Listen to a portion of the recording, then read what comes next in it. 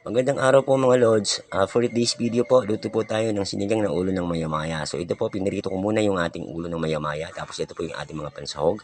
Meron po tayo ditong dahon ng mustasa, siling haba. Meron po tayong gabi at meron po tayong puso ng saging. Meron din po tayo ditong sampalok, mapaasim, alamang at ang ating magic sarap.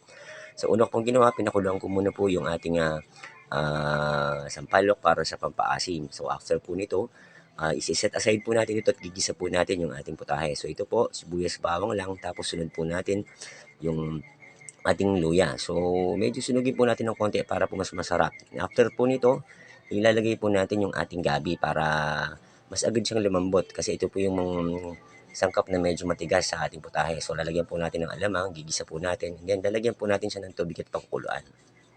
Yan, halu-haluin lang po natin yan, takpan, and then dun po natin ilalagay yung ating puso ng saging. And after po nun, yung ating napritong ulo ng maya-maya, ilalagay po natin. Then dagdagan po natin ng konting sabaw para medyo lumubog po yung ating isda. After po nito, pakukuluan lang, and then ikakabito, ilalagay po natin yung ating napakuluang sampalok para sa kanyang asim. Tapos lalagyan po natin ng sangkap, asin at yung ating magic sarap. Lalagyan po natin yung ating siling haba, pakukuluan, and then last po natin ilalagay yung ating dahon ng mustasa.